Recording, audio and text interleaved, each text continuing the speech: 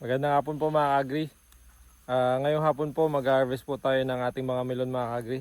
So ngayon po ipapakita ko sa inyo mga ka-agri yung ating ma-harvest na melon. Ito po yung nakapagapang lang po na mga melon natin mga ka-agri.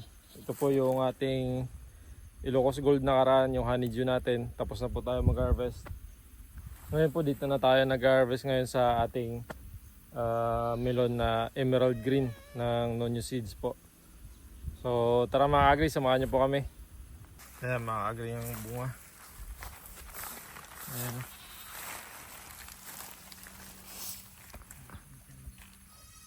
Ayan po, halos 2 kilos mga agri. Ayan. Ayan po yung mga bunga mga agri. Oh.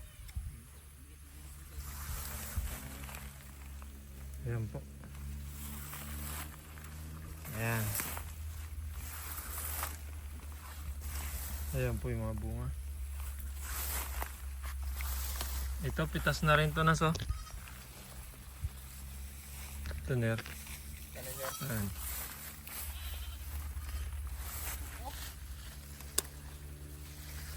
Ito Nel, pwede na to Nel.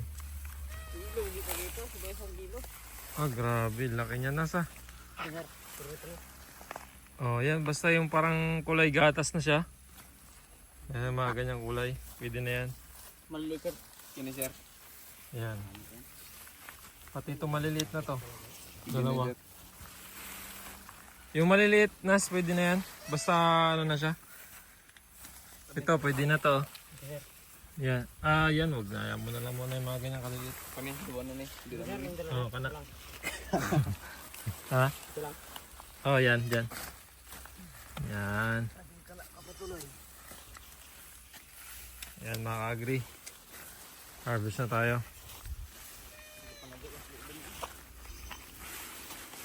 Kani. Yan. Yan po. Yan mga ka-agri, tatlo yung bunga. Ipitas na yung lahat nila.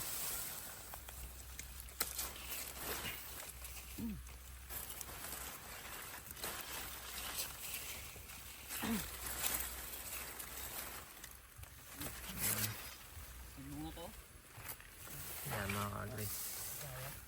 Quality po mga ka-agri. Ayan o. Ito siguro nasa 3 kilo to. Ito. Laki po mga ka-agri. Ayan o. Quality po.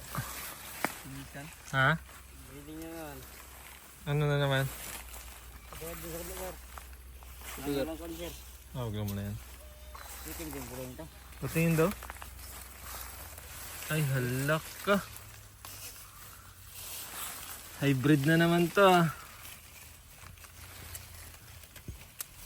Halak ka. Honeydew na. Ayan mga agri, hindi siya nag-netting. Yung katabi kasi ng melon natin mga agri ay honeydew. Nakaraan po may na-harvest nila na yung honeydew. Nag-netting po imbis na walang netting. Nag-netting. Hindi pa naman po sa basta to. Yan, ano na yan, atin na yan, pangkain. So ito naman po, siguro na pollinate po ng bulaklak ng honeydew natin. So ganito po yung naging tsura. Hindi ka nagbisto to eh. Ayan. Nagkadawa kon. So naging hybrid siya mga ka-agri. Grabe, ang dami oh. Ayan po. Sige na. Ayan oh. Quality. Dikit-dikit ang tatlo ah.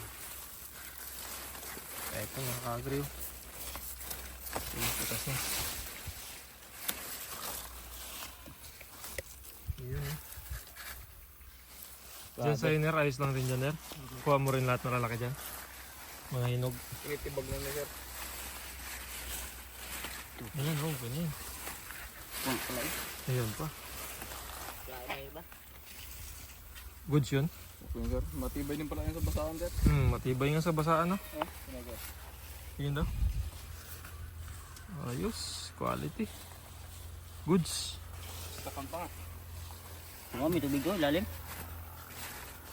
Hindi na biyak nas. Diba, sir? Ayos. Good. Talagang. Quality talaga. Grabe. Ito sir, langanin pa sir na. Ilang batch na lang yan. Kitas na siguro. Pinilang. Kitas na, kana. Dalawa, isa lang. So, hindi isa. Dua na, kay dilaw naman. Aras na na to. Lambot na gid. Diba? Wala din sa daw no. Grabe. Lupit niyo magtanim. Hindi ka Parang taga Japan kayo ah. Parang OFW kayo ah. Oh? Galapaw pa ganyan sa sir. Ha? Galapaw pa nga buno. kaya pa kabukala. Nagatapon-tapon pa? Sarigisan niyo. Laro ko lang ang abo na yan. Nilaro-laruan niyo pa mga abono. Ano pa kaya kung ging seryoso niyo yan? Second batch na. Kininduwa ayos na. Ayos na. Yan sa'yo na so. Ready for harvest na lahat. Ayun din lahat, sir. Ikaw dyan, Ner, kamusta ka dyan, Ner? All goods lang dyan? Murag mingaw man dire. Nakakami, ko kahalin. Uy, labi ko yung dalawa mo. Sir, bira na ito, sir. Second batch natin yan. Yan. Ito mga ka-agri, oh. Tignan niyo po, ang lalaki ng mga bunga. Ayun din, oh. Oo. Sulid. Solid. Ayos.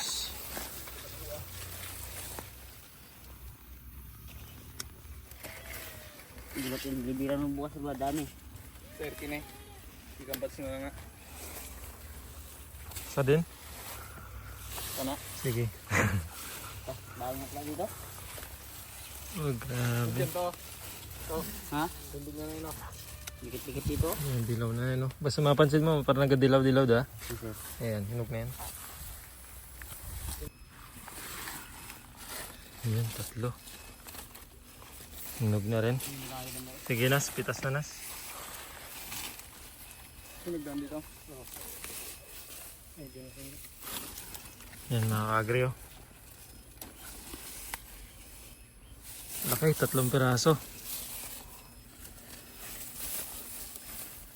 Ayan. Salubong kayo. Doon.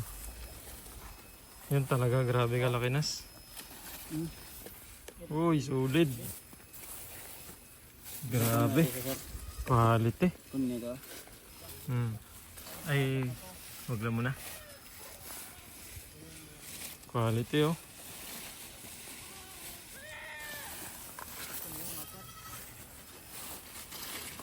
Sir. Ayan, ubos na 3. Tatlo yung bunga, no? Pero apat.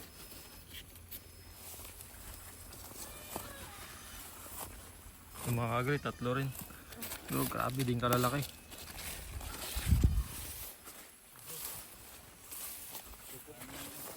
Yung mga ka-agri, 4. Dalawa-dalawa kada sanga. Ayan po mga ka-agri, natapos na po tayo magpitas ng mga melon natin.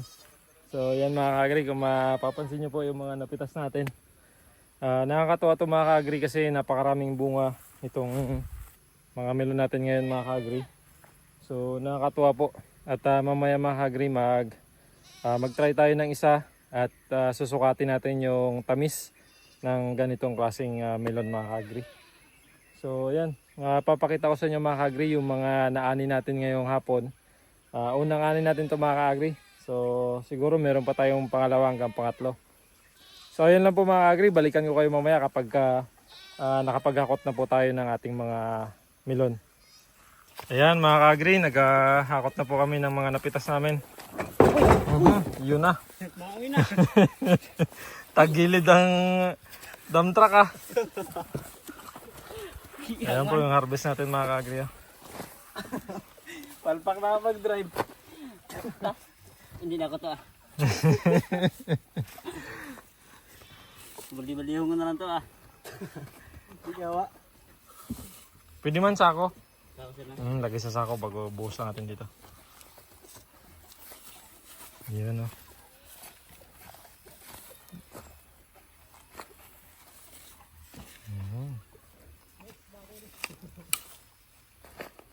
Quality.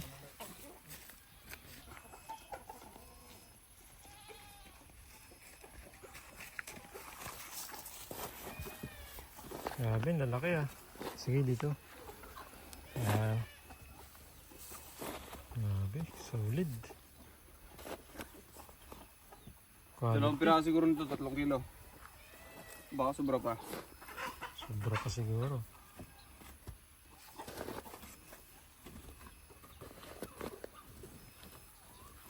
Kailangan na talaga natin ng kalabaw pangakot. Sunod, mas marami na tayong tanim. Marami pa dyan. Gusto lang yan. Ayos yung kalabaw nyo, gabuhat ah. Ang bata, tulog sa karat nila.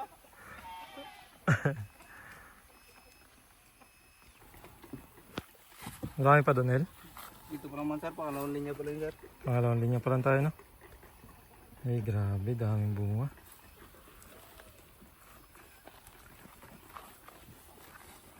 Mga ilang sako kaya to? Wala sir, malaman na pag natipo na. 5 sack.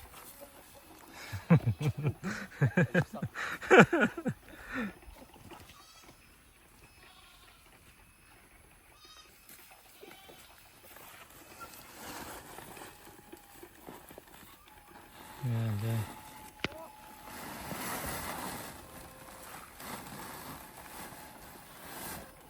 Uy, lalaki niya nasa. Okay. Grabe. Ayos. Dami ito. Ayan mga kagri, mag-try po tayo ngayon.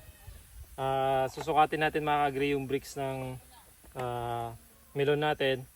Tapos para malaman natin kung gaano siya katamis mga kagri.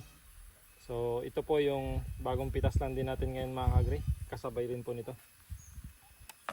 Ayan. So itatry muna natin. Kuha tayo dito sa bandang gitna na part.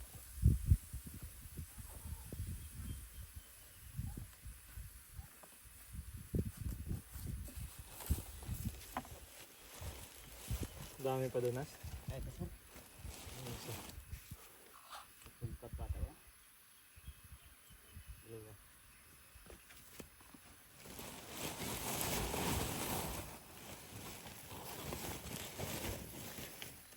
Ayan mga kagri.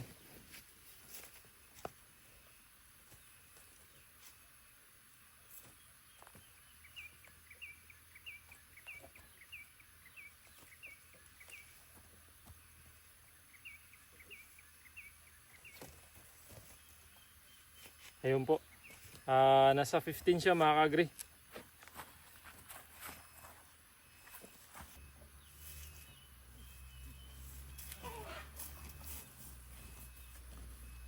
Yan mga kagri. So ayun po yung kanyang bricks. So doon po natin masusukat mga kagri kung gaano siya katamis. So nasa 15, 14, 15. So ganun po. So napakatamis nun mga kagri. Ngayon itatry talaga natin.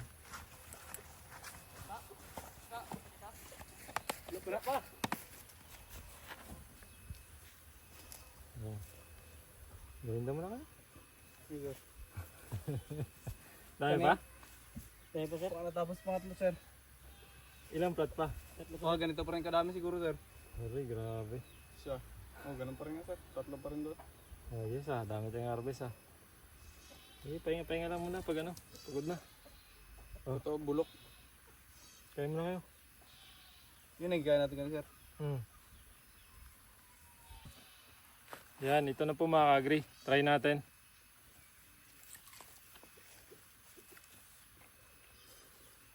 Ayos. Tamis. Solid. Yung texture niya mga kagri, parang melon din siya na yung ibang variety na yung kulay orange. Hindi siya crunchy tulad ng honeydew. Pero yung itsura niya, parang honeydew. Tapos yung amoy niya ka-agri, honeydew rin. Pero yung texture niya, yung texture ng melon talaga, yung mga sweet harmony, sweet flavor. So ganun po yung texture.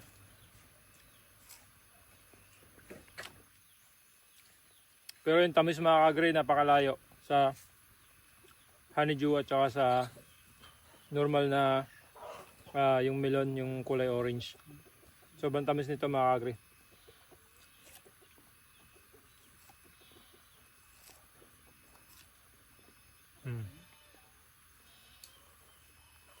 The best. Goods.